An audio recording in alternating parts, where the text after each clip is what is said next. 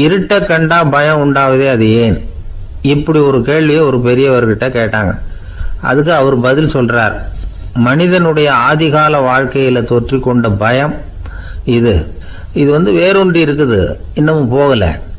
50,000 வருஷங்களுக்கு முன்னாடி மனுஷன் குகைகள்ல வாழ்ந்தான். பகல்ல பயம் இருக்காது, ராத்திரியில மிருகங்கள் தாக்கும், கொல்லும், நிம்மதியா தூங்க கூட முடியாது. அதனால இந்த மனுஷனுக்கு இரவுன்னா மரணம், பயம் அப்படின்னு பழகி போச்சு. மனிதர்களுடைய எல்லா மனசையும் சேர்த்து மொத்தமா ஒரு மனசு உண்டு. மனிதர்களுடைய நினைவு இந்த மொத்த மனசுல பதிஞ்சிருக்கு, பரவுது. இந்த மொத்த மனசுல இருட்டு பற்றிய பயம் பதிந்து நீடிக்குது அப்படிங்கிறார் அவர். இந்த காலத்துல இரவை பகலாக்கிறதுக்கு எவ்வளவோ விளக்குகள்லாம் வந்தாச்சு. ராத்திரியிலேயும் மிருகங்கள் தாக்குங்கிற நிலைமை இல்லை.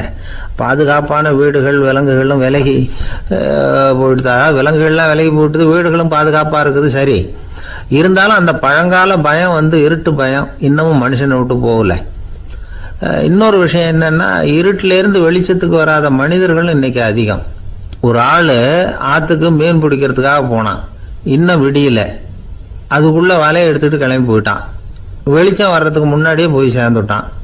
விடிகிற வரைக்கும் என்ன பண்றது? சும்மா கரையிலேயே உட்காந்து காலாட்டிட்டு இருக்கிறான். காலில் ஏதோ ஒரு சின்ன மூட்டை தட்டுப்பட்டுது. இருட்டில் அது என்னன்னு சரியா தெரியல.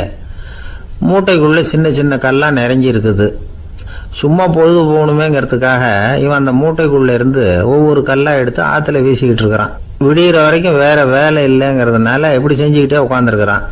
கிழக்க மெதுவா வெளிச்சம் தெரிய ஆரம்பிச்சது. பொழுது விடியறதுக்கான அறிகுறி. இதுக்குள்ள அந்த மூட்டையில இருந்த எல்லா கல்லையும் எடுத்து வீசி எறிஞ்சுட்டான். கடைசியா ஒரே ஒரு கல் மட்டும்தான் கையில பாக்கி இருந்தது. வெளிச்சம் வந்ததும் அந்த கல்லை பார்த்தான், அப்படியே திகைச்சு போயிட்டான். அடடா, இது வரைக்கும் தெரியாம தப்பு பண்ணிட்டோமே அப்படின்னு நினைச்சான். ஏன் தெரியுமா? அவன் கையில இருந்தது வெறும் கல் இல்ல, விலை வசந்த ரத்தன கல். அது இருட்டுல என்னன்னு புரியாததுனால மூட்டையில இருந்த எல்லா ரத்தன கல்லையும் ஆத்துல வீசி எறிஞ்சிருக்கிறான். இப்போ அவனுக்கு அழுகையே வந்துடும் போல இருந்தது. வாழ்க்கையை வசதி ஆக்கிக்கிறதுக்கான வாய்ப்பு அவனுக்கு இருந்தது. இருந்தாலும் இருட்டுல அதை இழந்துட்டான். அந்த வகையில அவனுக்கு கொஞ்சம் அதிர்ஷ்டம் இருந்திருக்குது. அதாவது ஏதோ ஒரு வகையில் இருந்திருக்குது. அதனாலதான் அந்த கடைசி கல்ல எரியறதுக்குள்ள வெளிச்சம் வந்துட்டுது. பல பேருக்கு அந்த அளவு கூட அதிர்ஷ்டம் வர்றதில்லை. எல்லாத்தையும் வீசினதுக்கு அப்புறம் தான் வெளிச்சம் வரும். என்னன்னு விவரம் தெரியாமலே எழுந்திரிச்சு வந்துருவாங்க. வாழ்க்கைங்கிறது ஒரு பெரிய புதையல். அதை புரிஞ்சிக்காம மனுஷன் அதை வீசி எரிஞ்சுக்கிட்டு இருக்கான் அப்படிங்கிறது தான் பெரியவங்க கருத்து. சில பேருக்கு புரிஞ்சுக்கிற நேரம் வரும், அதுக்குள்ள வாழ்நாள்லாம் ஓடி போயிருக்கும். அதுக்கப்புறம் என்ன பண்றது? நம்மால் ஒருத்தன் கையில் ஒரு சின்ன பையோட வந்துகிட்டு இருந்தான். பை உள்ள ஏகப்பட்ட நகைகள், ரத்தன கல் எல்லாம் இருக்கு. வந்துகிட்டு இருந்தவன் திடீர்னு அந்த பையை அப்படியே ஒரு குளத்துல வீசி எறிஞ்சுட்டான்.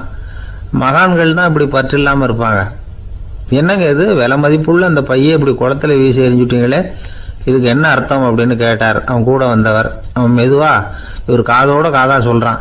ஒரு போலீஸ்காரர் பின்னாடி வந்துகிட்டு இருக்கிறார், அவர் போனதுக்கு அப்புறம் இதை எடுத்துக்குவேன் அப்படிங்கிறான். 2 பேர் சுவாரஸ்யமா பேசிட்டு இருக்கிறப்போ குறுக்க புகுந்து தொந்தரவு பண்றதுக்குன்னே சில பேர் இருப்பாங்க. அது ரொம்ப இடைஞ்சலா இருக்கும். இதே மாதிரி மின்காந்தம் கூட குறுக்க புகுந்து தொந்தரவு பண்ணும். கடைசியில் அது ஒரு பெரிய இடைஞ்சல கொண்டாந்து விட்டுரும். சில வீடுகளில் கேபிள் கனெக்ஷன் இல்லாமல் சில தனியார் டிவி காட்சிகள் தெரியும். அதுக்கு என்ன காரணம்னா இந்த மின்காந்த குறுக்கீடு தான் காரணம். இதைத்தான் சுருக்கமாக EMI அப்படின்னு சொல்கிறாங்க. அதாவது எலக்ட்ரோ மேக்னெட்டிக் இன்டர்ஃபியரன்ஸ். இது ஏற்படக்கூடிய இடங்கள் எது எதுன்னு எடுத்துக்கிட்டா அது ஒரு பெரிய பட்டியலாகவே போயிடும். இந்த EMI தொந்தரவு கேபிள் டிவியில் மட்டும்தான் இல்லை, ராக்கெட் ஏவுதளத்தில் உள்ள ரேடார்கள், அங்கே உள்ள சில சக்தி வாய்ந்த தொலைத்தொடர்பு சாதனங்கள், விமான தளங்களில் உள்ள ரேடார்கள், கப்பல் தளங்களில் பொருத்தப்பட்டிருக்கக்கூடிய சக்தி வாய்ந்த ஆண்டனாக்கள், இப்படி நிறைய சொல்லலாம். காவல் நிலையங்களில் பயன்படுத்தப்படுகிற வயர்லெஸ் தொடர்பு சாதனங்கள் கூட ஓரளவுக்கு இந்த மின்காந்த அலைகளை வெளியிடும். நம்ம வீட்டில் உட்காந்துக்கிட்டு ரேடியோ கேட்டுக்கிட்டு இருப்போம் அல்லது டிவி பார்த்துக்கிட்டு இருப்போம். அந்த சமயத்தில் பக்கத்து தெருவில் ஒரு மோட்டார் சைக்கிள் அல்லது காரு, குறிப்பாக பெட்ரோல் இன்ஜின், அது போகிறப்போ அதில் உள்ள மின்கலத்தில் அதாவது மேக்னெட்டோ பேட்டரியிலிருந்து வெளிப்படுகிற மின்காந்த அலை இங்கே டிவியிலையும் ரேடியோவிலையும் கரகரப்பை உண்டு பண்ணும். சரி, இது பெருசாக என்ன இடைஞ்சலை உண்டு பண்ணிட போகுது அப்படின்னு நாம் அலட்சியமாக நினைக்கலாம். வயசானவங்களுக்கு மறதி நோயின்னு ஒன்று வரும்ல, அல்ஷமீர், அதாவது மூளையில் உள்ள செல்கள் செயலிழந்து போயிடுறது. அது செய்ய வேண்டிய வேலையை மறந்துடும்.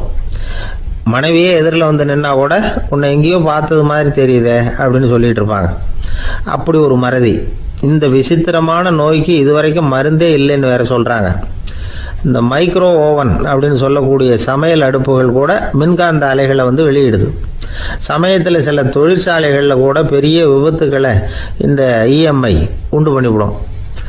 இதை பற்றி தீவிரமாக சிந்திக்க ஆரம்பித்ததே ஒரு விபத்துக்கு பிறகு தான்.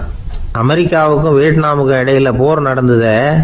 அந்த சமயம் அமெரிக்காவுக்கு சொந்தமான விமானம் தாங்கி கப்பல் ஒன்று வியட்நாமை தாக்கிறதுக்கு தயாராக ஏவுகணைகளோட கடலில் நிறுத்தி வைக்கப்பட்டிருந்தது. தற்செயலாக அந்த பகுதியில் கப்பல் தொலைத்தொடர்பு பகுதிக்கு அருகில் ஊடுருவிய இந்த சக்தி வாய்ந்த ரேடியோ அலைகள் ஏவுகணையில் இருந்த மின்னணு சர்க்கியூட்டை பூர்த்தி செஞ்சு வச்சுட்டுது. அவ்வளவுதான், ஏவுகணை அங்கேயே வெடித்து சிதறி போச்சு. 130 பேர் அந்த இடத்துலயே உடல் கருகி செத்து போட்டாங்க. ஏகப்பட்ட பொருள்கள் நாசம். இந்த விபத்துக்கான காரணம் என்னங்கிறத உடனடியாக யாராலையும் கண்டுபிடிக்க முடியல. ரொம்பவும் கடுமையாக முயற்சி பண்ணி கடைசியாக கண்டுபிடிச்சாங்க, இது இந்த இஎம்ஐ வேலை தான் அப்படின்னு.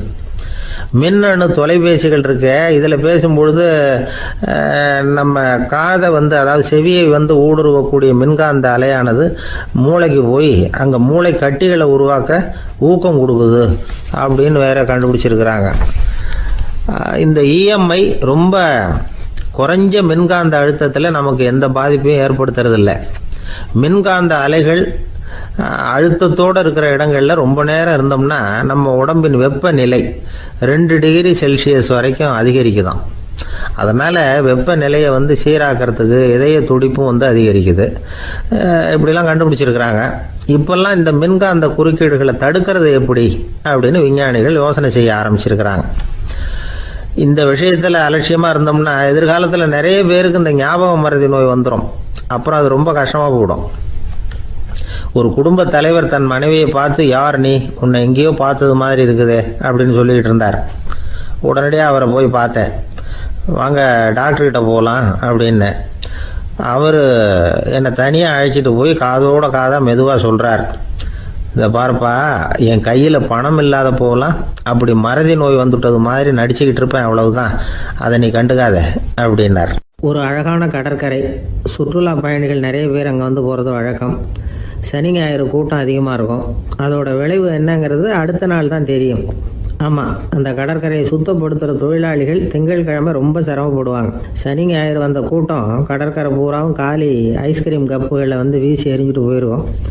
ஆயிரக்கணக்கான கப்புகள் அங்கே பரவலாக கிடக்கும். அதையெல்லாம் பொறுக்கி எடுத்து சுத்தம் பண்ணி ஆகணும். இதனால் திங்கட்கிழமை வேலைக்கு வர்றதுக்கு எல்லோரும் பயப்படுவாங்க. அப்படி ஒரு நிலைமை. பல பேர் அன்னைக்கு லீவ் எடுத்துகிட்டு போயிடுறது வழக்கம். நமக்கு எதுக்கு இன்றைக்கி தொந்தரவுன்னு. இது ஒரு பெரிய பிரச்சனையாக இருந்தது. இதுக்கு என்ன பண்ணலாம் அப்படின்னு யோசனை பண்ணாங்க. ஒரு ஆலோசனை கூட்டத்துக்கு ஏற்பாடு பண்ணாங்களாம். அந்த நகர நிர்வாக அலுவலர்கள், பணியாளர்கள் எல்லாரும் அதில் கலந்துக்கிட்டாங்க. கூட்டம் ஆரம்பமாச்சு. ஆரம்பத்தில் சொன்னாங்க, இந்த பிரச்சனைக்கு ஒரு தீர்வு வேணும், என்ன பண்ணலாம், அதை முடிவு செய்கிறதுக்கு தான் இந்த கூட்டம். இதில் நீங்கள் செய்ய வேண்டியது என்னென்னா, உங்களுக்கு தோன்றுகிற யோசனை எதுவாக இருந்தாலும் சொல்லுங்கள். கொஞ்சம் கூட தயக்கம் வேண்டாம். நாம் சொல்கிற யோசனை ஈடுபடுமா படாதா அப்படின்லாம் யோசிக்க வேணாம். எல்லாருடைய யோசனைகளையும் அப்படியே பதிவு செய்துக்கிறோம். கடைசியாக அதிலேருந்து ஒரு சிறந்த யோசனையை தேர்வு பண்ணி அதை பயன்படுத்தலாம். இந்த சந்தர்ப்பத்தில் இன்னொரு முக்கியமான வேண்டுகோள், எவ்வளவு சாதாரணமான யோசனையாக இருந்தாலும் சரி, அது சொல்லும் பொழுது அடுத்தவங்க ஏளனம் செய்யக்கூடாது. இது ஒரு பெரிய யோசனையா அப்படின்னு சொல்லி எதையும் அலட்சியப்படுத்தக்கூடாது. இதுதான் அந்த கூட்டத்தின் ஆரம்பத்தில் செய்யப்பட்ட அறிவிப்பு. உடனே அந்த கூட்டத்தில் இருந்தவங்க ஆளுக்கு ஒரு யோசனை சொல்ல ஆரம்பித்தாங்க. ஒருத்தர் எழுந்திருச்சார், இங்கே வர்ற சுற்றுலா பயணிகள்கிட்ட ஆளுக்கு $10 ஒரு டெபாசிட் மாதிரி வைப்பு பணமாக வாங்கிக்கணும்.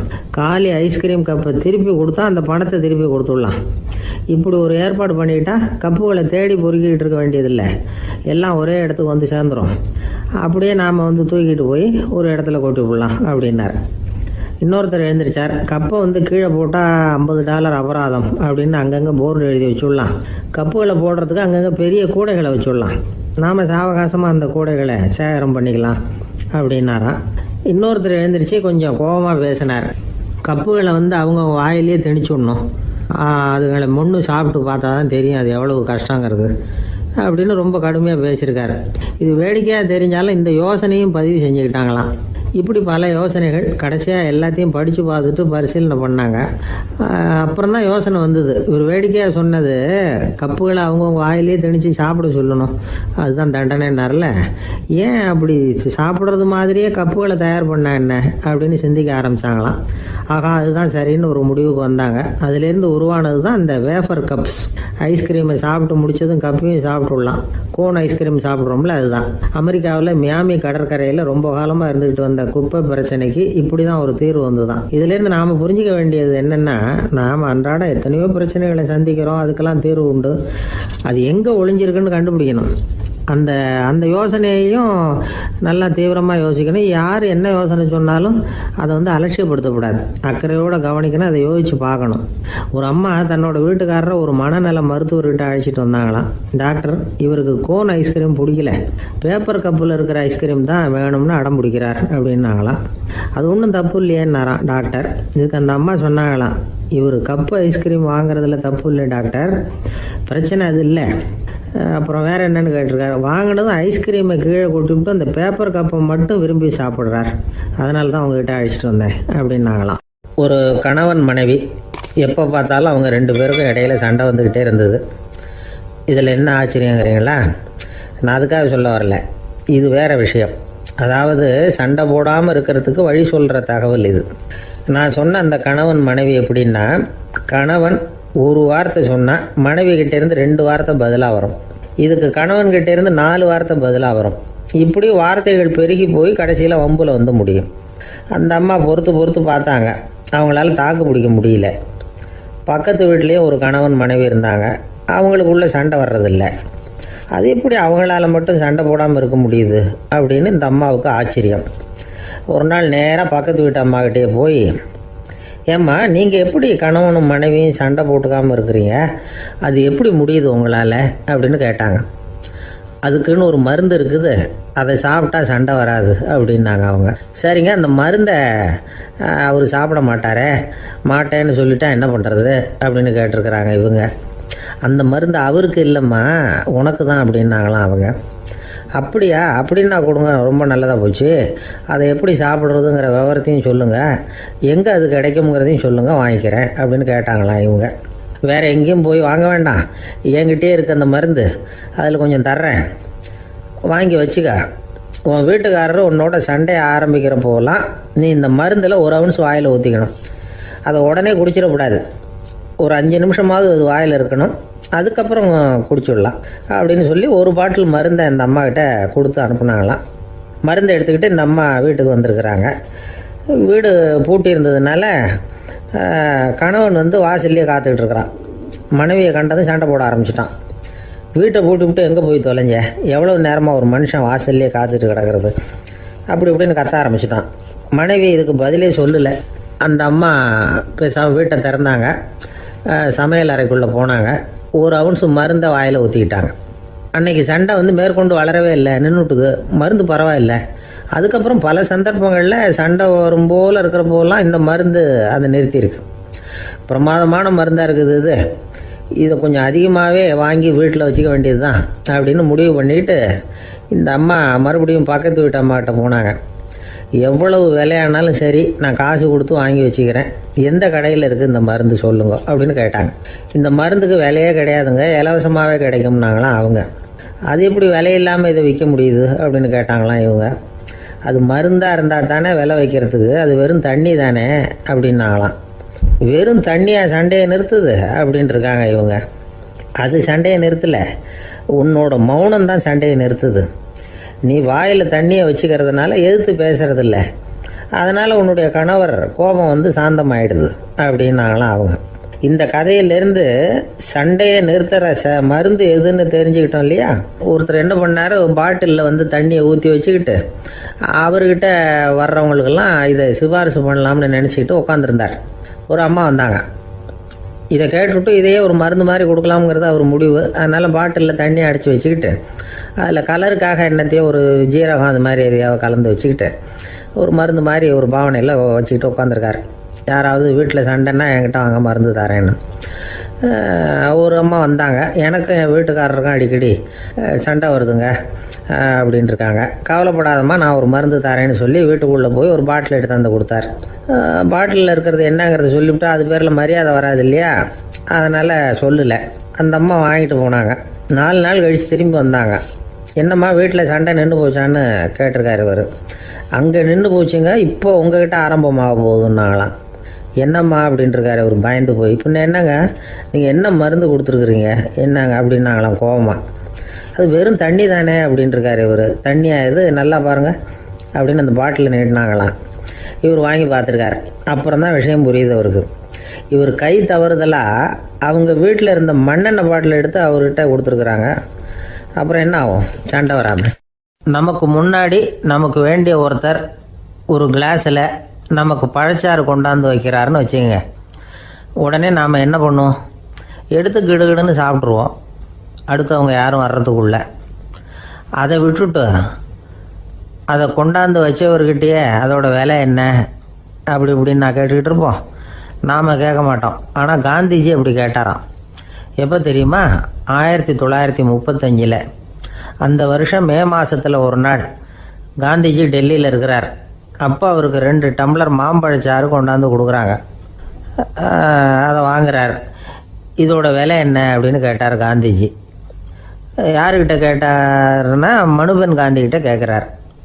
அவங்க தான் கொண்டாந்து கொடுக்குறாங்க. காந்திஜிக்கு உதவி செய்கிறதுக்காக அவர் கூடவே இருந்தவங்க அவங்ககிட்ட தான் கேட்குறாரு. காந்திஜி சும்மா வேடிக்கைக்காக இப்படி கேட்குறாருன்னு நினச்சிட்டாங்க அந்த அம்மா. அதுவும் இல்லாமல் அதோட விலையை கேட்டால் காந்திஜி நிச்சயமாக அதை சாப்பிட மாட்டார் அப்படிங்கிற பயம் வேறு. அதனால் அந்த அம்மா பதில் எதுவும் சொல்லாமல் கம்முன்னு இருந்துட்டாங்க. கொஞ்ச நேரம் ஆச்சு. அந்த பழச்சாறு வச்ச இடத்துல அப்படியே இருக்குது, வச்ச இடத்துல வச்சபடியே இருக்குது. காந்திஜி அதை சாப்பிடவே இல்லை. மனுபென் காந்தி பார்த்தாங்க. மெதுவாக காந்திஜிக்கிட்ட போய் அதை சாப்பிடுங்களேன் அப்படின்னாங்க. பழச்சாறு விலை என்னன்னு கேட்டேன், அதுக்கு பதில் இல்லை. அது முதல் தப்பு. பதிலை எதிர்பார்த்திருந்தும் அதை பற்றி விசாரிக்கலை, அது 2வது தப்பு. இப்படி 2 தப்புகளை பண்ணிவிட்டு என்கிட்ட வந்து இதை சாப்பிடுங்கன்னு சொன்னால் அது எப்படி அப்படின்னு கேட்டாராம் காந்திஜி. மனுபென் காந்தி என்ன சொல்கிறதுன்னு தெரியாமல் திகைச்சு போய் நின்றுக்கிட்டு இருந்தாங்க.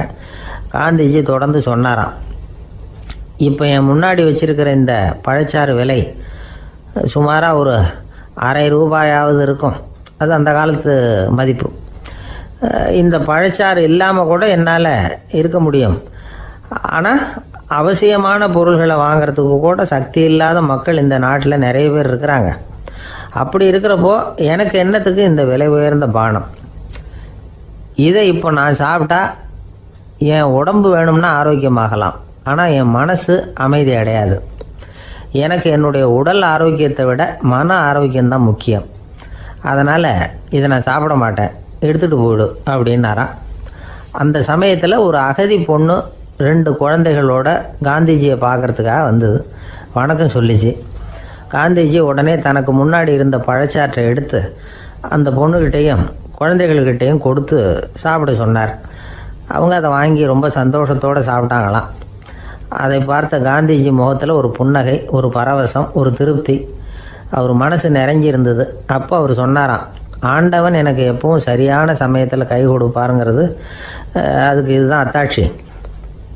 நான் ஒரு இக்கட்டான சூழ்நிலையில் இருக்கிறப்போ கூட கடவுளின் கருணையால் அந்த சூழ்நிலை என்னை பாதிக்கலை. என் கூட இவ்வளோ நாள் பழகியும் கூட இங்கே இருக்கிறவங்க எனக்கு அதிக விலை உள்ள பழரசத்தை கொடுத்தாங்க. ஆனால் சரியான நேரத்தில் அதை சாப்பிட வேண்டியவங்களை என்கிட்ட அனுப்பி வச்சு என்னை சந்தோஷப்படுத்தினார் கடவுள், அவருக்கு நன்றி அப்படின்னாராம் மகாத்மா காந்தி. உடல் ஆரோக்கியத்தை விட மன ஆரோக்கியம்தான் எனக்கு முக்கியம்னு சொன்னார் பாருங்கள். அதை நாம் எல்லாரும் மனப்பூர்வமாக இன்றைக்கி சிந்திச்சு பார்க்கணும். இந்த காலத்தில் எல்லாரும் அப்படியா நினைக்கிறாங்க? எனக்கு தெரிஞ்ச ஒருத்தர் இருந்தார். தினமும் காலையில் ஒரு காஃபி சாப்பிட உட்கார்ற நேரத்தில் பக்கத்து வீட்டுக்காரர் வந்து சேருவார் கரெக்டாக. உடனே அவரும் தனக்குன்னு வந்திருக்கிற காப்பியை எடுத்து மனப்பூர்வமாக பக்கத்து வீட்டுக்காரர்கிட்ட கொடுத்துருவார். அதுக்கப்புறம் அவருக்காக வேறு காப்பி போட்டு கொண்டாந்து கொடுத்தாலும் வேண்டான்னு சொல்லிடுவார். ஆண்டவனாக பார்த்து சரியான நேரத்தில் அவரை எங்கள் வீட்டுக்கு தினமும் அனுப்பி வைக்கிறார் அப்படிம்பார். ஏன் அப்படி சொல்கிறீங்க அப்படின்னு கேட்டோம் ஒரு நாள். அதுக்கு அவர் சொல்கிறார், எனக்கு என்னோட உடல் ஆரோக்கியம்தான் முக்கியம். இதை கடவுள் புரிஞ்சுக்கிட்டு எங்கள் வீட்டு காப்பியை சாப்பிட்றதுக்கு தினமும் அடுத்த வீட்டுக்காரனை அனுப்பி வைக்கிறார் அப்படின்னார் அவர். தானத்துல சிறந்தது எது அப்படின்னு ஒரு கேள்வியை கேட்டு, தானத்துல சிறந்தது நிதானம் அப்படின்னு அதுக்கு ஒரு பதிலும் சொல்றவங்க உண்டு. நிதானம் ரொம்ப அவசியம். அதுவும் இன்றைய உலகத்துக்கு ரொம்ப அவசியம். இன்னைக்கு உலகம் ரொம்ப பரபரப்பா போய்கிட்டு இருக்குது. பொறுமையா இருக்கணும்னு நினைக்கிறவங்களால கூட அப்படி இருக்க முடியறதில்ல. பொறுமையை சோதிக்கிறது மாதிரி பல சம்பவங்கள், அதையெல்லாம் சந்திச்சே தீர வேண்டியிருக்குது. எங்கே போனாலும் கியூவில் நிற்க வேண்டியிருக்குது. எங்கே போனாலும் காத்துக்கிட்டு இருக்க வேண்டியிருக்கு. ஆஃபீஸ்லேயோ வீட்லேயோ கூட நீங்கள் நிதானமாக பொறுமையாக நடந்துக்க தெரியலன்னா உங்களுக்கு சிடுமூஞ்சி, முசுடு இப்படிலாம் பேர் வச்சுருவாங்க. அது உங்களுக்கு தேவையா? சரி, வாழ்க்கையில் பொறுமைசாலின்னு பேர் வாங்கிறதுக்கு என்ன வழி? முதல் பாயிண்ட், நீங்கள் நினைக்கிறது, எதிர்பார்க்கறது, செய்யறது எல்லாமே 100% கரெக்டாக நடக்கணும்னு ஆசைப்படக்கூடாது. எதுவாக இருந்தாலும் அதில் ஓரளவுக்கு தவறு நடக்கலாம் அப்படிங்கிறத எதிர்பார்த்தே இருக்கணும். ஓரளவுக்கு அதை அனுமதிக்கணும். ஒரு நண்பரை 6 மணிக்கு ஒரு இடத்துக்கு வர சொல்லியிருக்கிறீங்க. 6 மணிக்கு அவர் வரல, உடனே பொறுமை இழந்து நடந்துக்கக்கூடாது. ஒரு 10 நிமிஷம் டிலே ஆகலாம். ஒரு வர்ற வழியில் பஸ்ஸு கூட ஏதாவது டிராஃபிக்கில் மாட்டியிருக்கலாம். அதெல்லாம் எதிர்பார்த்தே கொஞ்சம் காத்திருக்கிறதுல ஒன்றும் தப்பு இல்லை. சில சமயம் டிலே ஆகிறது கூட நல்லதாக முடியும். ஒரு பஸ்ஸை தவற விட்டுட்டு, ஐயோ கொஞ்சம் ஒரு 2 நிமிஷம் முன்னாடி வந்திருந்தா பிடிச்சிருக்கலாமே அப்படின்னு தவிச்சிக்கிட்டு இருப்பாங்க சில பேர். அடுத்தபடியாக வர்ற பஸ்ஸு நேரடியாக நீங்கள் போக வேண்டிய இடத்துக்கே கொண்டு போய் விடுற பஸ்ஸாக கூட இருக்கலாம். அது உங்களுக்கு முன்னாடி தெரியாதுல்ல. சில நெருக்கடியான சூழ்நிலைகளை தமாஷா எடுத்துக்கிறதுக்கு பழகிக்கணும். சில இடங்களுக்கு போகிறப்ப காத்திருக்கிறதுக்கு நம்ம மனசை தயார்படுத்திக்கிட்டே போகணும். ஒரு ரயிலுக்கோ பஸ்ஸுக்கோ அல்லது விமானத்துக்கோ கப்பல் பிரயாணத்துக்கோ போகிறப்போ அங்கே போய் நீங்கள் மணிக்கணக்கில் கூட காத்துக்கிட்டு தான் இருக்கணும். புறப்படுற நேரம் கூட மாறலாம். நீங்கள் போய் சேர்ந்ததும் அது உடனே புறப்படணும்னு கட்டாயமாக என்ன? அது மாதிரி சமயத்தில் படிக்கிறதுக்குன்னு சில சுவாரஸ்யமான புத்தகங்களையும் கையில் எடுத்துக்கலாம். உங்களை சுற்றி எவ்வளவோ சுவாரஸ்யமான சம்பவங்கள் நடந்துக்கிட்டு இருக்குதுல்ல, அதையெல்லாம் வேடிக்கை பாருங்கள். எதுக்காக காத்துக்கிட்டு இருக்கிறோமோ அந்த காரியத்தில் உண்மையாகவே நமக்கு ஒரு அக்கறை இருந்தால் நமக்கு போர் அடிக்காது. சில கோயில்களில் பார்த்துருப்பீங்க, தரிசனத்துக்காக பக்தர்கள் நாள் கணக்கில் காத்துக்கிட்டு இருப்பாங்க. அவங்களெலாம் அழுத்துக்கிறது இல்லை. ஆண்டவனை தரிசிக்கணுங்கிற உண்மையான அக்கறை இருக்கிறதுனால அவங்களுக்கு போர் அடிக்கிறது இல்லை. ஆனால் சில சினிமா தியேட்டரில் கூட பார்க்கலாமே, சினிமா கியூ கூட அப்படி தான். சாயந்தரம் 6 மணி ஆட்டத்துக்கு காலம்பரம் 6 மணிக்கே போய் கூட காத்துக்கிட்டு இருப்பாங்க. அவங்களுக்கெல்லாம் போர் அடிக்காது, படம் பார்க்குற ஆர்வம். இன்னொரு முக்கியமான விஷயத்தை நாம் பழக்கப்படுத்திக்கணும். லிவ் ஃபார் தி மூமெண்ட் அப்படிங்கிறாங்க நிபுணர்கள். ரொம்ப பேர் எப்படின்னா அடுத்தபடியாக நடக்க போகிற விஷயத்திலேயே கவனமாக இருப்பாங்க. அந்த நினைப்புலேயே இந்த நிமிஷத்தை பொறுமை இல்லாமல் கழிப்பாங்க. ஒருத்தர் இருக்கார், அவர் எப்படின்னா ஆஃபீஸ் முடியறதுக்குள்ளேயே சார் 5 மணிக்கெல்லாம் ரெடியாக இருங்க, நாம் அந்த ஹோட்டலில் போய் டிஃபன் சாப்பிட்ணும் அப்படின்னு 4 மணிலேருந்து சொல்லிகிட்டு இருப்பார். 4:55 பரபரப்பாக ஓடி வருவார். 2 பேரும் புறப்படுவோம், ஹோட்டலுக்கு போவோம், சாப்பிட்டுக்கிட்டு இருப்போம். அப்படி சாப்பிட்டுட்டு இருக்கிறப்ப சார் சாப்பிட்டு முடித்ததும் நேராக ஒரு ஜவுளி கடைக்கு போகிறோம் அப்படிம்பார். பரபரக்க சாப்பிட்டு முடிப்பார், புறப்படுவார். ஜவுளி கடையில் அவசரமாக சீக்கிரம் பில் போடுங்க சார், சினிமாவுக்கு நேரம் ஆகிடும்பார். சினிமா தியேட்டரில் உட்காந்து அடுத்தபடியாக எங்கே டின்னர் சாப்பிட்றதுன்னு யோசனை பண்ணிகிட்டு இருப்பார். ராத்திரி படுக்கையில் விழுந்ததுக்கு அப்புறமும் நாளைக்கு காலையில் எழுந்திரிச்சதும் அதை பண்ணணும் இதை பண்ணணும்னு திட்டம் போட்டுக்கிட்டே இருப்பார். அதாவது எப்பவும் அடுத்த நிமிஷம், அடுத்த நாள், அடுத்த வாரம், அடுத்த வருஷம், இதுதான் அவங்க சிந்தனை. இந்த நிமிஷம் என்ஜாய்மெண்ட்டை அவங்க இழந்துடுறாங்களாம். அதனால தான் வாழ்நாள் பூரா பொறுமையின்மை, அவஸ்தை, அல்லல். அதனால் நாம் எல்லாரும் வாழ்க்கையில் நிதானமாக இருக்கிறதுக்கு கற்றுக்கணுமா. அதுக்காக இந்த நிதானத்துக்கு வேறு விதமான அர்த்தம் பண்ணிக்கக்கூடாது. ஒருத்தர் அப்படித்தான் ஒரு தடவை அவருடைய குதிரை காணாமல் போயிட்டு தான். அதுக்காக அவர் கவலைப்படலை, நிம்மதியாக இருந்தார், சந்தோஷமாக இருந்தார். என்ன சார் இது, உங்கள் குதிரை திருட்டு போயிட்டுதுங்கிறீங்க, நீங்கள் கவலைப்படாமல் இருக்கிறீங்களே அப்படின்னு கேட்டாங்களாம். அதுக்கு அவர் சொல்லியிருக்கார், நல்ல வேலை சார், கட்டியிருந்த குதிரை காணாமல் போயிருக்குது. நான் அது மேலே உட்காந்துருக்கிற சமயம் அது காணாமல் போயிருந்ததுன்னா, திருட்டு போயிருந்ததுன்னா நானும் சேர்ந்தில் காணாமல் போயிருப்பேன் அப்படின்னாராம். எவ்வளவு நிதானமான ஆள் பாருங்க. ஒரு நாள் காலை நேரம் ஒரு குரு படுக்கையை விட்டு எழுந்திருக்கிறார். உடனே சீடர்களை பார்த்து எல்லாரும் இப்படி வாங்கங்கிறார். எல்லாரும் வர்றாங்க வேகமாக. என்னங்க வேணும் உங்களுக்கு அப்படிங்கிற மாதிரி எல்லாரும் குருவை பார்த்தாங்க பயபக்தியோட. குரு அந்த சீடர்களை பார்த்து, இதை பாருங்கள், இப்போ நான் ஒரு சிக்கலான விவகாரத்தில் மாட்டிக்கிட்டு இருக்கிறேன். அதை நீங்கள் தீர்த்து வச்சா நல்லதுன்னார். சீடர்களுக்கு ஒன்றும் புரியல. என்ன இது இவர் இப்படி சொல்கிறாரு, நமக்குள்ள எல்லா விவகாரங்களையும் தீர்த்து வைக்கிறவர் நம்ம குருநாதர், அவருடைய விவகாரத்தை நாம் தீர்த்து வைக்கிறதா, ஆச்சரியமாக இருக்குதே, குருநாதருக்கே சிக்கலா அப்படின்னு யோசனை பண்ண ஆரம்பித்தாங்க. இருந்தாலும் ரொம்ப பணிவாக கேட்டாங்க, சுவாமி உங்களுக்கே சிக்கலா, இந்த உலகத்து சிக்கல்களுக்கும் சிரமங்களுக்கும் அப்பாற்பட்டவர் அல்லவா தாங்கள், அப்படிப்பட்ட உங்களுக்கு சிக்கல்னா அது எப்படி அப்படின்னாங்க. எனக்கு ஏற்பட்டிருக்கிற சிக்கல் அவ்வளவு பெருசு, ரொம்ப பெரிய விவகாரம் அது அப்படின்னார் குரு. கொஞ்சம் விவரமாக சொல்லுங்க அப்படின்னாங்க இவங்க. இப்போ அந்த குரு விவரத்தை சொன்னார். அதாவது நேற்று ராத்திரி நான் ஒரு கனவு கண்டேன். அந்த கனவுல நான் ஒரு பட்டாம்பூச்சியாக மாறிட்டேன். அப்படி மாறி ஒவ்வொரு மலராக பறந்து போய் உட்காந்து தேன் சாப்பிட்டேன் அப்படின்னார். சீடர்கள் இதை கேட்டதும் ரொம்ப திகைச்சு போயிட்டாங்க.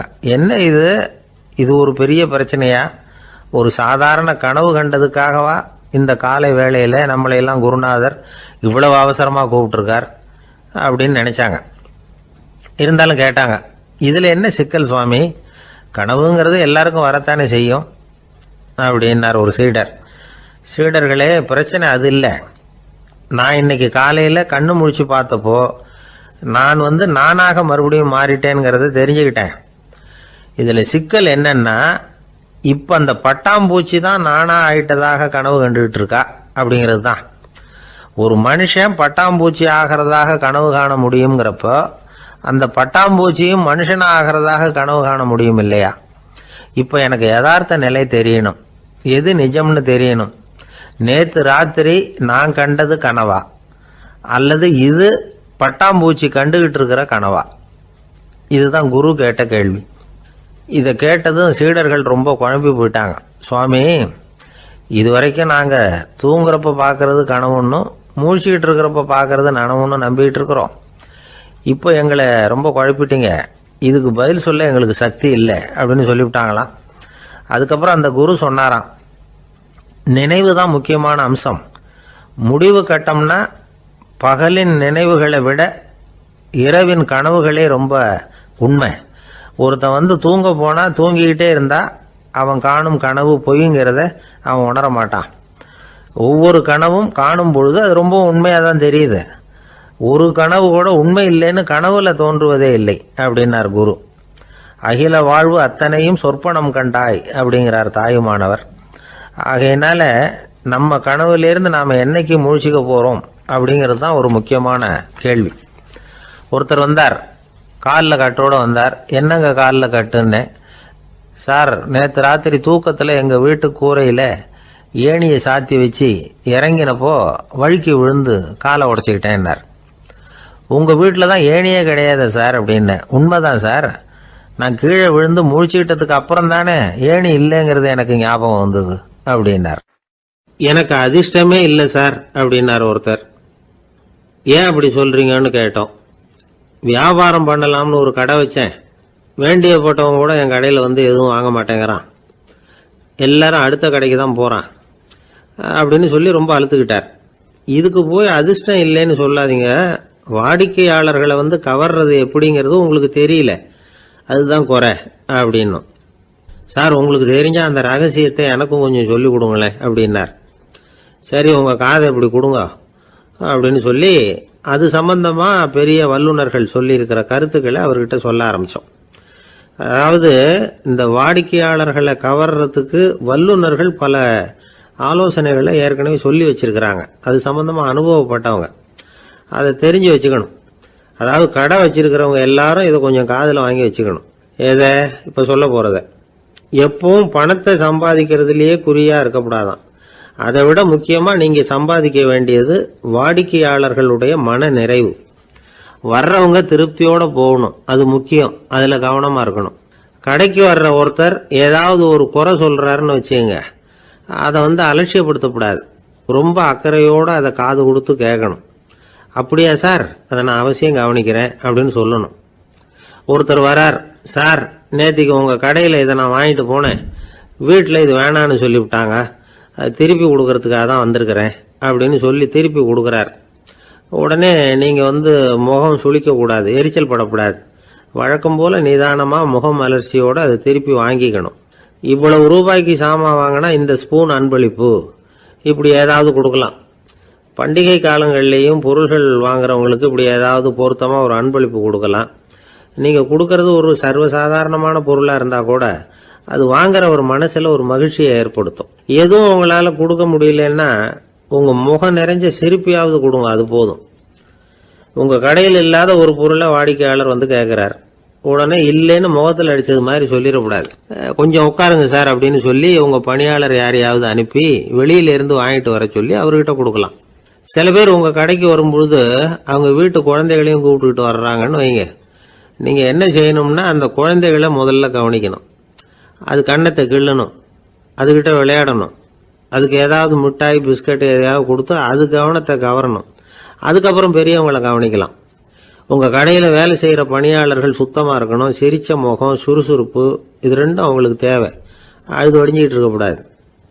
அப்புறம் இன்னொரு விஷயம், அதிகமாக பொருள் வாங்குற ஒருத்தர்கிட்ட அதிக மரியாதையாகவும் குறைச்சலாக பொருள் வாங்குறவர்கிட்ட வேற விதமாகவும் நடந்துக்கக்கூடாது. எல்லாருக்கிட்டையும் சமமாக நடந்துக்கணும். 5 ரூபாய்க்கு வாங்கினாலும் சரி, 500 ரூபாய்க்கு வாங்கினாலும் சரி, அவங்கக்கிட்ட நீங்கள் காட்டுற மரியாதையில் வித்தியாசம் இருக்கக்கூடாது. எல்லாத்துக்கும் மேலே அவங்க கடையில் ஒரு பொருள் வாங்கினா அது உண்மையானதாக இருக்கும், தரமுள்ளதாக இருக்கும் அப்படிங்கிற நினைப்பு ஜனங்களுக்கு வரணும். அதனால் தரமான பொருளையே நீங்கள் உங்கள் கடையில் வச்சுருக்கணும்.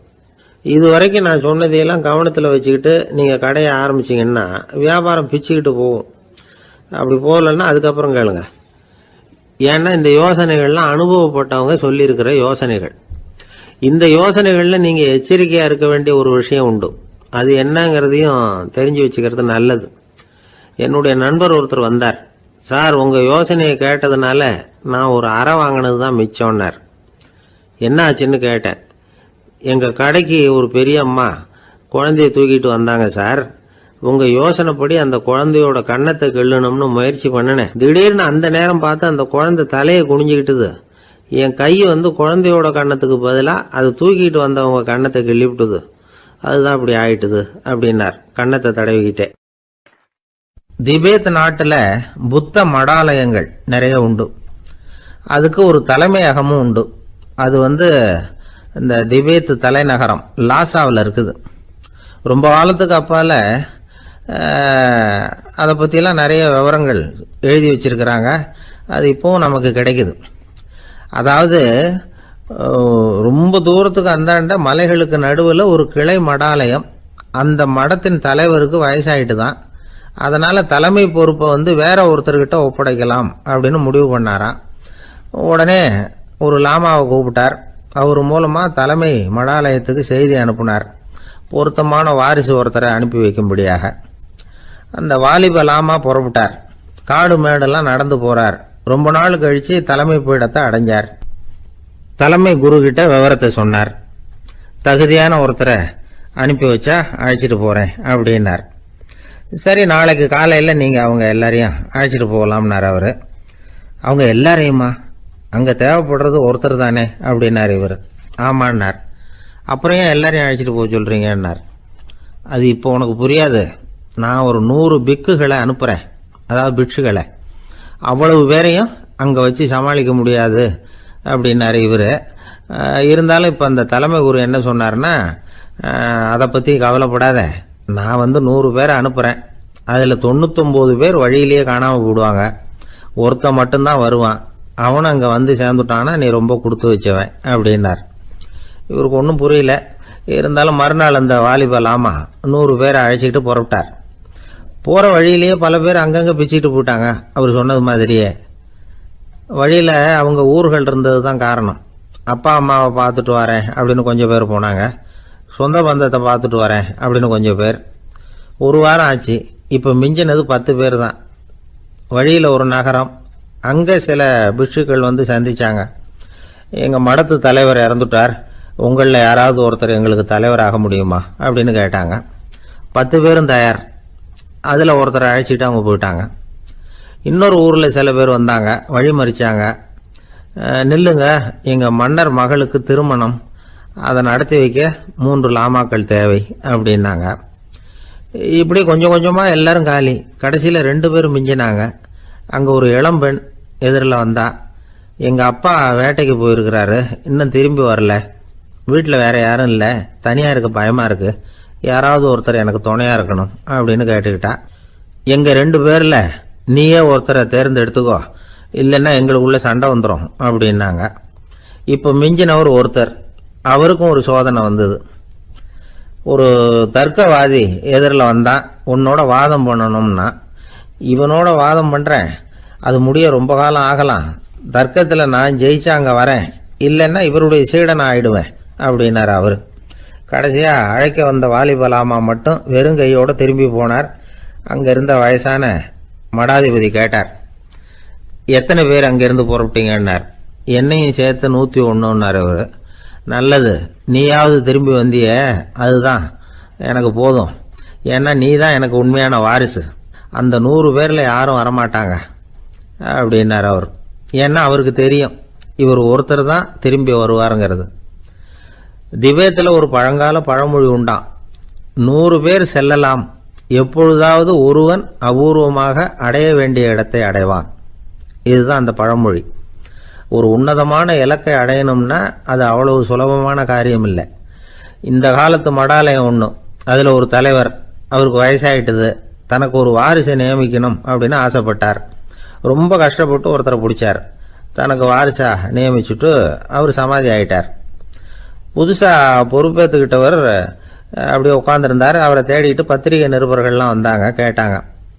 அவர் உங்கள் பொறுப்பில் அவர் பெரியவர் விட்டுட்டு போன இது எவ்வளவு சுமாராக தேரும், எவ்வளவு விட்டுட்டு போனார் அப்படின்னு கேட்டிருக்கிறாங்க. அது என்ன ஒரு 50 லட்சம் இருக்கும் அப்படின்னாராம்.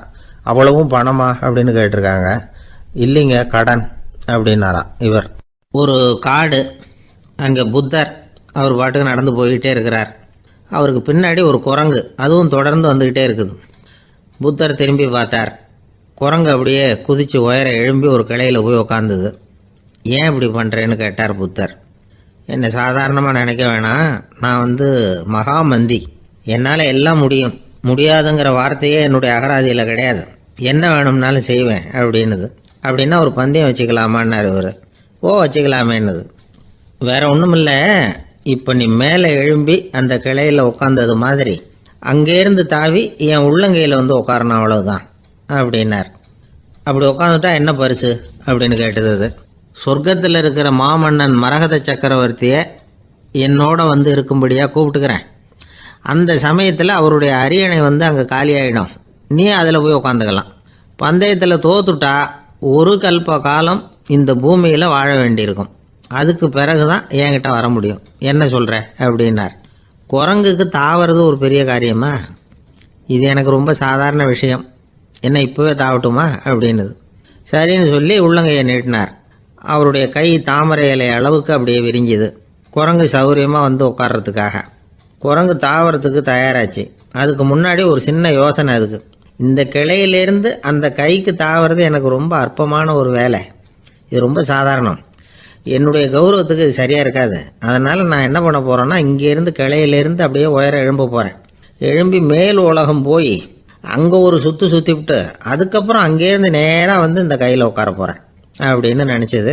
என்ன யோசிக்கிற அப்படின்னார் புத்தர். ஒன்றும் இல்லை, இந்த பாயிரம் பார் அப்படின்னு சொல்லி தாவி உயர போயிட்டுது. கொஞ்ச நேரத்தில் வான உலகத்துக்கே போய் சேர்ந்துட்டுது. அங்கே போய் பார்த்தா அங்கே ஒரு 5 பளிங்கு தூண்கள் இளம் சிவப்பு நிறத்தில் நின்றுக்கிட்டு இருக்குது. குரங்கு நினச்சிக்கிட்டது, புத்தர்கிட்ட போய் இந்த பளிங்கு தூண்களை பார்த்தோம்னு சொன்னால் அப்படியே திகைச்சு போயிடுவார், இந்த தூணில் ஏதாவது அடையாளம் செஞ்சுட்டு போகணும் அப்படின்னு அந்த இடத்துல மிதந்துக்கிட்டே நினச்சிது. உடனே ஒரு தூணில் எழுதிச்சு. என்ன எழுதிச்சுன்னா, ஒரு மகா ஞானி இங்கே வந்துட்டு போகிறார் அப்படின்னு எழுதிச்சு. எழுதிவிட்டு அப்படியே கீழே தாவி புத்தரோட உள்ளங்கையில் உட்காந்துது. எப்படி பார்த்தீங்களா என்னுடைய வேலை? வான உலகத்துக்கே போய் அங்கே இருக்கிற 5 பளிங்கு தூண்களை பார்த்துட்டு அதில் நான் வந்த விவரத்தை எழுதி வச்சுட்டு அதுக்கப்புறம் இங்கே வந்திருக்கிறேன் அப்படின்னுது ரொம்ப பெருமையாக. அப்படியா அப்படின்னார் புத்தர். ஆமாம், சந்தேகமாக இருந்தால் வாங்க, அழைச்சிட்டு போய் காட்டுறேன் அப்படின்னுது அந்த குரங்கு. அதுக்கு தேவையில்லை, அப்படியே கொஞ்சம் கீழே குனிஞ்சு பார் தெரியும் அப்படின்னார் புத்தர். அங்கே பார்த்தா புத்தரோட உள்ளங்கை தெரிஞ்சுது. நல்லா உத்து பார்த்துது. அவரோட ஒரு விரலில் அது எழுதிய வாசகம் தெரிஞ்சுது. குரங்கு யோசனை பண்ணிச்சு, அப்படின்னா வானத்தில் நான் பார்த்தது புத்தரோட விரல்களா அப்படின்னு யோசிச்சுது. இதை புரிஞ்சுக்கிட்ட உடனே அந்த குரங்கோட கர்வம் அழிஞ்சு போச்சான். நம்ம மனசு தான் இந்த குரங்கு. மனம்ங்கிறதும் ஆணவம்ங்கிறதும் ஒரு நாணயத்தின் 2 பக்கங்கள். மனம் உள்ளவரை ஆணவமும் இருக்கும். மனம் அழிஞ்சாதான் ஆணவம் அழியும். மனம் அழிய வேண்டும் அப்படின்னு பெரியவங்க சொல்கிறது இந்த அர்த்தத்தில் தான். நம்ம ஆளுங்க சவால் விடுறதெல்லாம் வேறு மாதிரி. ஒருத்தன் ஒரு வாய்க்காலை தாண்டுறேன்னு பந்தயம் கட்டி தாண்ட முடியாமல் வாய்க்காலில் விழுந்து காலை உடச்சிக்கிட்டு கட்டு போட்டுக்கிட்டு வந்தான். ஏன்டா அப்படின்னு கேட்டாங்க. நான் பந்தயம் கட்டின நேரம் சரியில்லை அப்படின்னா. எப்படிறான்னு கேட்டிருக்காங்க. வாய்க்காலில் தண்ணி இருக்கிற நேரமாக பார்த்து பந்தயம் கட்டியிருக்கணும் அப்படின்னா. ஒரு ஊரில் ஒரு ஆள் இருந்தான். அவனுக்கு ஒரே ஒரு மகள். அவளை நல்ல இடத்துல கட்டி கொடுக்கணும்னு ஆசைப்பட்டான். அதுக்காக மாப்பிள்ளை தேடிக்கிட்டு இருந்தான். அவன் கொஞ்சம் வசதியான ஆள். அதனால் நிறைய பேர் வந்தாங்க. இருந்தாலும் ஒரு நல்ல குணமுள்ள மாப்பிள்ளையாக இருக்கணும் அவன் எதிர்பார்த்தான். அப்படி இருக்கணும்னு தொடர்ந்து முயற்சி பண்ணான். கடைசியாக ஒரு 3 பேர் கிடைச்சாங்க. அந்த 3 பேரில் யாரை தேர்ந்தெடுக்கிறது, இதுதான் அவனுக்கு வந்த குழப்பம். இந்த நிலைமையில் ஒரு பெரியவரை தேடி போனான். அவர்கிட்ட தன்னுடைய பிரச்சனையை சொன்னான். அவர் கொஞ்சம் யோசனை பண்ணார். அதுக்கப்புறம் 3 பேரையும் கூப்பிட்டார். இதை பாருங்கப்பா, உங்கள் 3 பேருக்கும் 3 மாத கால அவகாசம் தர்றேன். நீங்கள் இப்போ போகலாம். 3 மாதம் கழித்து திரும்பி வரலாம்.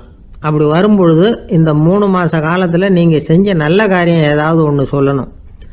அதை வச்சு உங்களில் ஒருத்தரை நாங்கள் தேர்ந்தெடுத்துக்கிறோம் அப்படின்னு சொன்னாராம். 3 பேரும் சரின்னு சொல்லிவிட்டு திரும்பி போயிட்டாங்க. 3 மாதம் ஆச்சு. அதுக்கப்புறம் ஒரு நாள் திரும்பி வந்தாங்க. அவர் அவங்கள கூப்பிட்டு உட்கார வச்சார். அப்புறம் கேட்டார், இப்போ சொல்லுங்கள், இந்த 3 மாத காலத்தில் நீங்கள் செஞ்சுருக்கிற ஏதாவது ஒரு நல்ல காரியத்தை சொல்லுங்க அப்படின்னார். முதல்ல ஒருத்தன் எழுந்திரிச்சு நின்னான். ஐயா, எங்கள் அப்பா இறந்த பிறகு அவரோட கணக்கு வழக்குகளை எடுத்து பார்த்துக்கிட்டு இருந்தேன். அவர் ஒரு வியாபாரிகிட்ட 10,000 ரூபா கடன் வாங்கியிருக்கிறதாக எழுதியிருந்தார். அந்த வியாபாரியும் இப்போ உயிரோடு இல்லை. இருந்தாலும் அந்த வியாபாரியோட மகனை தேடி கண்டுபிடிச்சேன். கணக்கு புத்தகத்தை காட்டினேன். உங்கள் அப்பா கிட்ட 10,000 ரூபா கடன் வாங்கியிருக்கிறதாக இதை எழுதியிருக்கிறார். அதனால் அதை திருப்பி கொடுக்கறதுக்காக வந்திருக்கிறேன். இந்தாங்க அந்த பணம் அப்படின்னு சொல்லி கொடுத்துட்டு வந்துட்டேன் அப்படின்னு நானும். இதை பெரியவர் கவனமாக கேட்டுக்கிட்டார். அதுக்கப்புறம் 2வது இளைஞன் எழுந்திரிச்சான். ஐயா, நான் போன மாதம் ஒரு நாள் ராத்திரி வேளையில் ஒரு காட்டுப்பாதை வழியாக எங்கள் ஊருக்கு போய்கிட்டு இருந்தேன். அந்த சமயத்தில் அந்த வழியாக வந்துக்கிட்டு இருந்த ஒரு வழிப்போக்கர்கிட்ட 4-5 திருடர்கள் வம்பு வளர்த்து அவர்கிட்ட இருந்த பொருளை எல்லாம் கொள்ளையடிச்சிக்கிட்டு இருந்தாங்க. நான் உடனே ஒரு குச்சியை எடுத்துகிட்டு ஓடினேன். அந்த திருடர்களை அடித்து விரட்டினேன். பொருளை எல்லாம் மீட்டு அந்த வழிப்போக்கர்கிட்ட ஒப்படைச்சேன். அவரை பத்திரமா அழைச்சிக்கிட்டு போய் அவர் வீட்டில் விட்டுட்டு வந்தேன் அப்படின்னு நானும். இதையும் பெரியவர் கவனமாக கேட்டுக்கிட்டார். அடுத்தபடியாக 3வது இளைஞன் எழுந்திரிச்சான். ஐயா, போன மாதம் ஒரு நாள் நான் ஒரு மலைப்பாதை வழியாக போய்கிட்டு இருந்தேன். மலைப்பாதை விளிம்பில் ஒரு மதகு கட்டை, அது மேலே ஒரு ஆள் படுத்து தூங்கிட்டு இருந்தான். அந்த பக்கம் தவறி உருண்டு விழுந்திருந்தான்னா அதில் பாதாளம். அது மலையடி வாரத்தில் போய் தான் விழணும். அவ்வளவு பள்ளம். அது தெரியாமல் அவன் பாட்டுக்கு தூங்கிட்டு இருந்தான். நான் உடனே அவன்கிட்ட ஓடி போய் குனிஞ்சு அவன் முகத்தை பார்த்தேன். அப்போ தான் புரிஞ்சுது, அவன் ஏற்கனவே எனக்கு தெரியும். அவனை எனக்கு நிறைய கெடுதல் பண்ணியிருக்கிறான், இடைஞ்சல் கொடுத்தவன். இருந்தாலும் ஐயோ பாவம்னு நினச்சி அவனை எழுப்பி பாதுகாப்பாக வேற ஒரு இடத்துல படுக்க வச்சுட்டு வந்தேன் அப்படின்னு நானும். பெரியவர் இதையும் கேட்டுக்கிட்டார். அதுக்கப்புறம் அவங்க 3 பேரையும் பார்த்து, நீங்கள் போகலாம், நாங்கள் யோசித்து முடிவு பண்ணி உங்களுக்கு சொல்லி அனுப்புகிறோம் அப்படின்னாராம். அந்த இளைஞர்கள் புறப்பட்டு போயிட்டாங்க. அதுக்கப்புறம் அந்த பெண்ணோட அப்பாவை பார்த்து சொன்னார், இந்த 3 பேருமே நல்ல பிள்ளைங்க தான், அதில் ஒன்றும் சந்தேகம் இல்லை. இருந்தாலும் இந்த 3 பேர் செஞ்ச செயல்களையும் ஒப்பிட்டு பார்க்க வேண்டியிருக்கு. முதல் இளைஞன் நேர்மைக்கு எடுத்துக்காட்டாக விளங்குறான். இந்த காலத்தில் இது மாதிரி இளைஞர்களை பார்க்கறது ரொம்ப கஷ்டம்தான். இருந்தாலும் அவன் கடமையை தான் செஞ்சான். 2வது இளைஞன் நல்ல வீரன், தைரியசாலி. ஒரு வீரன் எதை செய்யணுமோ அதைத்தான் இவன் செஞ்சான். இவன் ஒரு லட்சிய மனிதன். 3வது இளைஞன் தன்னுடைய பகைவனுக்கே உதவி செஞ்சிருக்கான். அவன் உயிரை காப்பாற்றியிருக்கிறான். பகைவனுக்கு அருள்வதுங்கிறது ஒரு சாதாரண மனுஷனால் செய்யக்கூடிய காரியம் இல்லை. பகையை மறக்கிறதும் பகைவனுக்கு அருள்வதும் தெய்வீக பண்புகள். அதனால் இவனையே உன்னுடைய மகளுக்கு ஏற்ற மாப்பிள்ளையா தேர்ந்தெடுக்கலாம் அப்படின்னு சொன்னாங்களாம். ஒரு நல்ல நாளில் அவங்களுக்கு திருமணம் நல்ல விதமாக நடந்து முடிஞ்சுதான். இது சுவாமி சின்மயானந்தர் சொல்லியிருக்கிற ஒரு கதை. இதிலேருந்து நாம் புரிந்து கொள்ள வேண்டிய ஒரு கருத்து, நமக்கு கெடுதல் பண்ணவங்களுக்கும் நாம் நல்லது செய்யணும். ஆனால் நடைமுறையில் அப்படி நம்மளால் செய்ய முடியறதில்ல. அதுதான் சிக்கல். நம்மால் ஒருத்தங்கிட்ட கேட்டான், ஏண்டா உன்னுடைய பகைவன் ஒருத்தன் அது மாதிரி ஒரு மலைப்பாதை மதகு கட்டையில் படுத்திருந்தா உடனே நீ என்ன நினைப்ப அப்படின்னு கேட்டோம். இது ஒரு அருமையான சந்தர்ப்பம்னு நினைப்பேன் அப்படின்னா. எதுக்குன்னு கேட்டோம். அவனை அந்த பக்கமாக உருட்டி கீழே தள்ளுறதுக்கு அப்படின்னா. ஒரே ஒரு ஊரில் ஒரு பாதிரியார் இருந்தார். ரொம்ப நாள் சந்தோஷமாக வாழ்ந்தார். ஒரு நாள் அவர் மடத்து சமையல் அறையில் பாத்திரங்களை கழுவி துலக்கி சுத்தப்படுத்திக்கிட்டு இருந்தார். அந்த சமயத்தில் ஒரு தேவதூதன் அவர் முன்னாடி வந்து நின்னான். இவர் நிமிர்ந்து பார்த்தார். ஆண்டவர் என்னை உங்ககிட்ட அனுப்பியிருக்கிறார், பரலோகத்தில் வாசம் செய்யறதுக்கு உங்களுக்கு நேரம் வந்துட்டுது அப்படின்னு நான் அந்த ஆள். ஆண்டவருக்கு என்னோட ஞாபகம் வந்ததுக்கு நன்றி.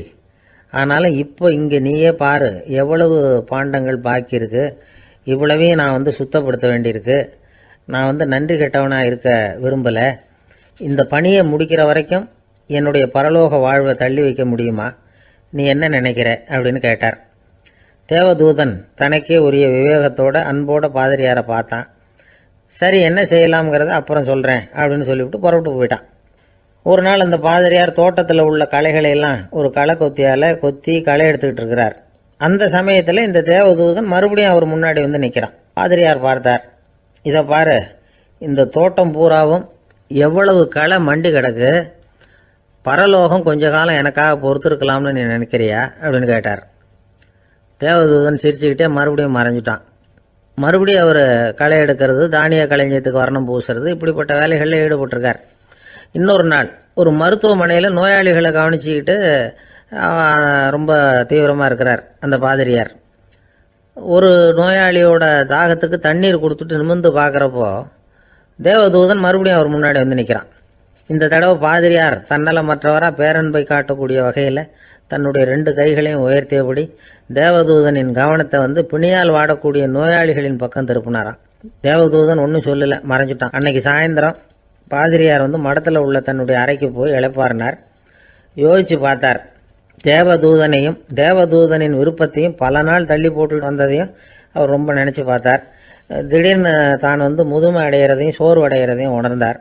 ஆண்டவரை நினைச்சார். ஆண்டவரே, உம்முடைய தூதனை மறுபடியும் என்கிட்ட அனுப்புனா நான் சந்திக்கிறதுக்கு ஆவலாக இருக்கேன் அப்படின்னு சொல்கிறப்பவே தேவதூதன் பக்கத்தில் நின்னான்.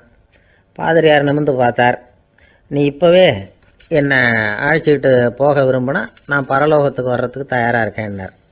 தேவதூதன் அந்த பாதிரியாரை அன்போடவும் விவேகத்தோடவும் பார்த்து, நீங்கள் என் கூட பரலோகத்துக்கு வர்ற தயாராக இருக்கிறதா சொல்கிறீங்க, ஆனால் நீங்கள் இது வரைக்கும் வேறு எங்கே இருந்ததா நினைக்கிறீங்க அப்படின்னு நானும். அப்படின்னா இது வரைக்கும் இருந்த இடம்தான் பரலோகம் அப்படிங்கிறத உணர்த்தியிருக்கிறான். பரலோகம்னா என்னன்னு புரிஞ்சுக்கிறதுக்கு இந்த சம்பவம் நமக்கு உதவியாக இருக்குது. தொண்டு செய்கிறத விட பெரிய செயல் வேறு எதுவும் இருக்க முடியாது. அது நம்ம மனசுக்கு கொடுக்குற சுகத்தை வேறு எதுவும் கொடுக்க முடியாது. நாம் தொண்டு செய்கிற இடம் தான் அந்த புண்ணிய இடம். ஆனால் இந்த காலத்துல எல்லாம் நாம் தொண்டு செய்யணும்னு நினச்சி ஏதாவது ஆரம்பித்தா கூட அதை ஒரு மாதிரியாக சுற்றி நின்று வேடிக்கை பார்க்க ஆரம்பிச்சிடுறாங்க. ஒரு பெரியவர் அப்படித்தான் ஒரு தொண்டு செஞ்சுக்கிட்டு இருந்தார். ஒரு கோவில் கட்டிக்கிட்டு இருந்தாங்க. அதில் ஒரு இடத்துல ஒரு பலகையை வச்சு ஆணி அடிக்கிற வேலையை செஞ்சுக்கிட்டு இருந்தார் அந்த பெரியவர். ஒரு சின்ன பையன் அதை ரொம்ப ஊக்கமாக அக்கறையாக கவனிச்சுக்கிட்டு இருந்தான். பெரியவர் இதை கவனித்தார். என்னப்பா பார்க்குற, உனக்கும் இது மாதிரி தொண்டு செய்யணும்னு ஆசையாக இருக்கா அப்படின்னு கேட்டார். அதுக்கு அந்த பையன் சொல்கிறான், அப்படி இல்லைங்க, நீங்கள் ஆணி அடிக்கிறப்போ கையில் சுத்தியால் அடிச்சுக்கிட்டா எப்படி துடிப்பீங்க, எப்படி கத்துவீங்கன்னு தெரிஞ்சுக்கிறதுக்காக அதை பார்க்கணும்னு ஆசை, அதுக்காக தான் காத்துக்கிட்டு இருக்கேன் அப்படின்னு நான். ஒருத்தர் சிகரெட்டும் கையுமா வந்தார். சார், இந்த புகைப்பிடிக்கிற பழக்கத்தை நிறுத்தி போடணும்னு தான் பார்க்குற முடியலன்னார். புகைப்பிடிக்கிறத நிறுத்துறது ரொம்ப சுலபம் சார் அப்படின்னார் இன்னொருத்தர். எப்படி சொல்கிறீங்கன்னு கேட்டார் அவர். நான் கூட ஏற்கனவே 10 தடவை அந்த பழக்கத்தை நிறுத்தி இருக்கிறேன் சார் அப்படின்னார் இவர். இதுலேருந்து என்ன தெரியுது? புகைப்பழக்கத்தை திடீர்னு விட்டு விடுறதுங்கிறது ரொம்ப கஷ்டம்னு தெரியுது. இருந்தாலும் இது சம்பந்தமான ஆராய்ச்சி, அனுபவம், இது 2ஐயும் அடிப்படையாக வச்சு சில வழிமுறைகளை சொல்கிறாங்க.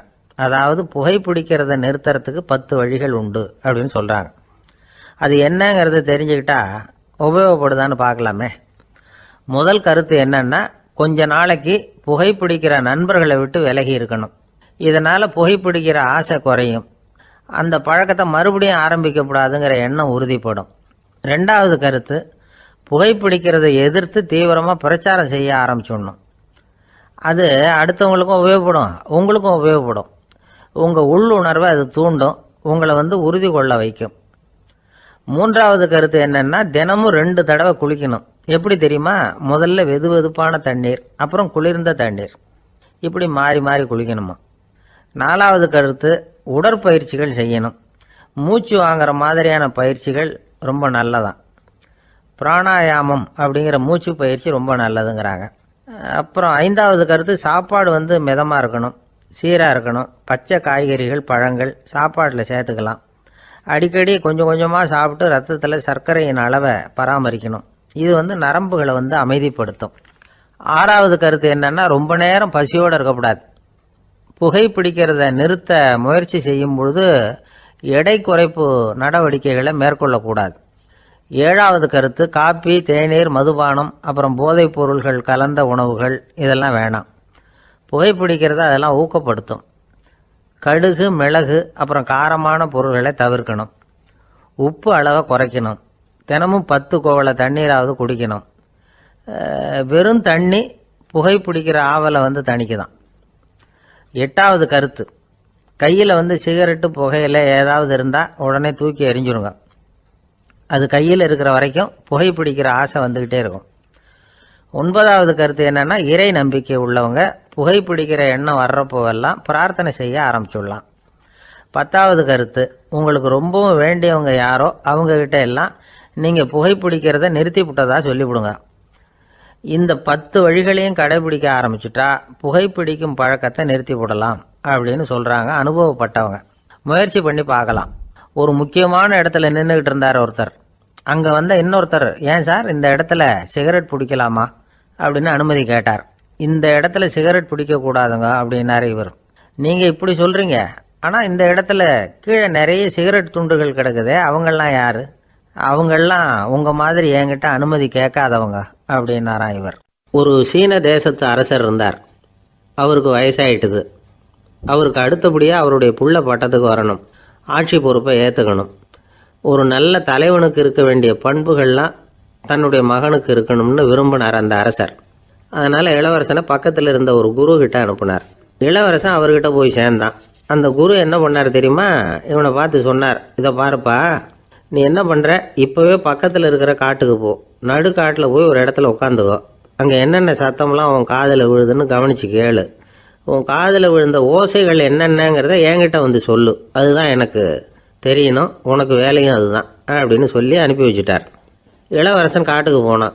குரு சொன்னபடியே ஒரு இடத்துல உட்காந்து கவனித்து கேட்டான். அதுக்கப்புறம் குருக்கிட்ட திரும்பி வந்தான். என்னென்ன சத்தம்லாம் கேட்ட அப்படின்னு கேட்டார் குரு. குருவே, காட்டில் நான் பறவைகள் சத்தம்லாம் கேட்டேன், மிருகங்களின் ஓசையையும் கேட்டேன், இதை தவிர இடி, மின்னல், மழை இதுகளோட சத்தத்தையும் கேட்டேன் அப்படின்னா. குரு யோசனை பண்ணார், நீ இன்னமும் சரியாக கேட்கல, அதனால் மறுபடியும் காட்டுக்கு போ, கொஞ்ச நாள் தங்கியிருந்து கேட்டுட்டு வா அப்படின்னார். இளவரசனுக்கு ஒன்றும் புரியல. இருந்தாலும் குருவின் கட்டளையாச்சே, மறுக்க முடியுமா? உடனே அவன் மறுபடியும் காட்டுக்கு போனான். ஒரு இடத்துல உட்காந்தான். கொஞ்ச நேரம் உன்னிப்பாக கவனித்து கேட்டான். சில நாள் கழித்து குருக்கிட்ட திரும்பி வந்தான். குருவே, இந்த தடவை சில துல்லியமான சத்தங்களை எல்லாம் கேட்டான். தேனி பறக்கிற சத்தம், நீரோடையின் மெல்லிய ஓசை, இதெல்லாம் கேட்டேன்னா. குரு சிரித்தார். நீ மறுபடியும் காட்டுக்கு போ, இன்னும் சில நாள் அங்கே இரு, முழுமையாக கவனமாக கேட்டுக்கிட்டு வா அப்படின்னு சொல்லி அனுப்பி வச்சுட்டார். இளவரசனுக்கு குழப்பம் அதிகமாயிட்டுது. ஒன்றுமே புரியல. மறுபடியும் காட்டுக்கு போனான். மௌனமாக ஒரு இடத்துல உட்காந்துட்டான். அப்படியே தியானத்தில் ஆழ்ந்துட்டான். சில நாளில் அவனுக்கு இதுவரை கேட்காத ஓசைகள்லாம் கேட்க ஆரம்பிச்சிட்டுது. இதைத்தான் நான் கேட்கணும்னு என்னுடைய குரு எதிர்பார்த்துருக்கிறாருங்கிறத புரிஞ்சுக்கிட்டான். உடனே குரு கிட்ட ஓடனான். குருவே, இந்த தடவை காதுகளுக்கு கேட்க முடியாத சில ஓசைகளை கூட என்னால் உணர முடிஞ்சுது.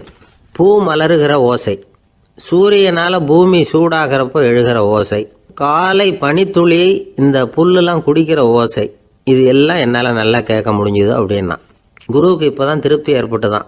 இளவரசனை பார்த்து சொன்னார், இதை பாருப்பா, இப்போ தான் நாட்டை ஆளுகிற தகுதி உனக்கு வந்திருக்குது அப்படின்னு சொல்லி அதுக்கு விளக்கமும் கொடுத்தாராம்.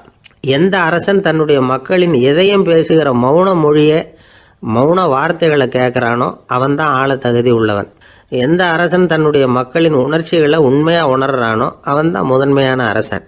போலி வார்த்தைகளை மட்டும் கேட்டுட்டு பல மௌன ராகங்களை காதில் வாங்கிக்காதவன் அரசனே இல்லை. எந்த நாட்டில் எப்போ ஒரு அரசன் தன்னுடைய மக்களின் உணர்ச்சிகளை கேட்க மறுக்கிறானோ அன்னையிலிருந்தே அந்த நாடு அழிய தொடங்குது அப்படின்னு அர்த்தம். இதுதான் அந்த குரு இளவரசனுக்கு போதிச்சது. வாயால் பேசுறத மட்டும் கேட்டு ஏமாறக்கூடாது, உணர்ச்சிகளையும் கேட்கறதுல தான் மனப்பக்குவம் உண்டாகும். மக்கள் உணர்ச்சிகளை புரிந்து கொள்ளாத அரசர்கள் நீடிச்சிருக்க முடியாது. அது மாதிரி நாடுகளில் அடிக்கடி குழப்பம் தான் உண்டாகும். அப்படி இருந்தால் அடிக்கடி ஆட்சி மாறிக்கிட்டு இருக்கும். அப்படிப்பட்ட ஒரு தேசம், அங்கே ஒரு சிறைச்சாலையில் 3 கைதிகள் பேசிக்கிட்டு இருந்தாங்க. ஒருத்தன் சொன்னான், நான் இந்த நாட்டு ராஜாவை எதிர்த்து பேசிக்கிட்டு இருந்தேன், அதனால் என்னை பிடிச்சி கொண்டாந்து இங்கே போட்டுட்டாங்க அப்படின்னா ஒருத்தன். இன்னொருத்தன் சொன்னான், நான் இந்த நாட்டு ராஜாவை ஆதரித்து பேசிக்கிட்டு இருந்தேன், அதனால் என்னை பிடிச்சி கொண்டாந்து இங்கே தள்ளிவிட்டாங்க அப்படின்னா. அது சரி, நீ என்ன தப்பு பண்ண அப்படின்னு சொல்லி 3வது ஆளை பார்த்து இவங்க கேட்டாங்க. அதுக்கு அந்த ஆள் சொல்கிறான், நான் தான் இந்த நாட்டு ராஜா அப்படின்னானா. திருநெல்வேலி மாவட்டத்தில் கோவில்பட்டிக்கு பக்கத்தில் உள்ள ஊர் கடம்பூர். காமராசர் முதலமைச்சராக இருந்த காலம். கடம்பூரில் ஒரு பள்ளி சீரமைப்பு மாநாடு நடக்குது. அந்த பக்கத்தில் உள்ள பள்ளிக்கூடம்லாம் அதில் கலந்துக்குது. கண்காட்சி வேற, ஊர் பூரா விழா கோலம். மறுநாள் மாநாடு நடக்க போகுது. ஆனால் முதல் நாளே மழை பிடிச்சிக்கிட்டுது. மறுநாளும் அது விடாமல் பேஞ்சிக்கிட்டு இருக்குது. காமராசர் காலையிலேருந்து பல்வேறு நிகழ்ச்சிகளில் கலந்துக்கிட்டு சாயந்தரமாக கடம்பூருக்கு வந்து சேர வேண்டியவர். மழை பேஞ்சிக்கிட்டு இருக்கிறதுனால நிகழ்ச்சி ரத்தாயிடுமோ என்னமோ அப்படின்னு எல்லாரும் சந்தேகப்பட்டுக்கிட்டு இருக்கிறாங்க. அவர் கோவில்பட்டி பயணிகள் விடுதியில் இருக்கிறார். கடம்பூர்லேருந்து சில பேர் போய் அவரை சந்திக்கிறாங்க. மழை பெஞ்சிக்கிட்டு இருக்குதே, என்ன செய்யலாம் அப்படின்னு கேட்குறாங்க. மழை பெஞ்சால் நல்லது தானே, அதுக்காக மாநாட்டை எதுக்காக ரத்து செய்யணும்? ஆசிரியர்கள் எவ்வளவு கஷ்டப்பட்டு ஏற்பாடு பண்ண மாநாடு, கட்டாயம் வந்துடுறேன் அப்படின்னாராம் காமராசர். உடனே புறப்பட்டார். மழையை பொருட்படுத்தாத மக்கள் கூட்டம். அது கலையாமல் காத்துக்கிட்டு இருக்கிறாங்க அவ்வளோ பேரும். தலைவர் வந்துட்டார்னு தெரிஞ்சது ஜனங்களுக்கு ஏகப்பட்ட உற்சாகம். ஜனங்கள் அவ்வளவு உற்சாகமாக வரவேற்றாங்க. மாநாடு ஆரம்பமாச்சு. மலர் மாலைகள் மலை மாதிரி குவிய ஆரம்பிச்சுட்டுது. வரிசையாக ஒவ்வொரு கல்வி நிலையம் சார்பாகவும் வரவேற்பு பத்திரம் வாசித்து கொடுக்குறாங்க. என்ன வாசிக்கிறாங்கங்கிறத காமராசர் கூர்ந்து கவனிக்கிறார். ஏகப்பட்ட புகழ் மொழிகள், ரொம்ப பாராட்டி புகழ்ந்து என்னென்னமோ வாசிச்சுக்கிட்டு இருக்கிறாங்க. கொடை வள்ளலே, குணக்குன்றே, மலையே, கடலே, இப்படி தமிழ் மொழியில் பாராட்டுறதுக்கு எத்தனை வார்த்தைகள் உண்டோ அத்தனையும் அதில் சேர்த்துருக்குறாங்க. காமராசர் பொறுமை இழந்துட்டார். போதும் போதும், உங்கள் எல்லாரையும் பார்த்து 2 வார்த்தை பேசிவிட்டு போகிறதுக்காக தான் நான் வந்திருக்கிறேன். எல்லாரும் மழையில் சிரமப்பட்டு நின்றுக்கிட்டு இருக்கிறீங்க, இப்படி என்ன புகழ்ந்து படிச்சுக்கிட்டே இருந்தால் எப்படி அப்படின்னாராம். அதுக்கப்புறம் பேசி முடிச்சிருக்கிறார். மாநாட்டு நிகழ்ச்சிகள் முடிஞ்சதும் இன்னொரு நிகழ்ச்சியில் கலந்துக்கிறதுக்காக புறப்பட்டாராம். ஒரு திறந்த ஜீப்பில் அவரை ஊர்வலமாக அழைச்சிக்கிட்டு போயிருக்கிறாங்க. தெருவில் 2 பக்கமும் ஏகப்பட்ட கூட்டம். அங்கங்கே ஜீப்பை நிறுத்தி ரோஜா மாலை, ஜருக மாலை இப்படி போட்டுக்கிட்டே இருக்கிறாங்க. அதையெல்லாம் அப்படி அப்படியே வாங்கி அங்கங்கே நின்றுக்கிட்டு இருந்த குழந்தைகள்கிட்டையும் தாய்மார்கள்கிட்டையும் கொடுத்துக்கிட்டே போகிறார். அந்த சமயத்தில் கூட்டத்துக்கு அப்பால் ஒரு பெரியவர் கையில் ஒரு மல்லிகை சரத்தோடு நின்றுட்டு இருக்கிறார். அவரால் முண்டி அடிச்சுக்கிட்டு முன்னால் வர முடியல.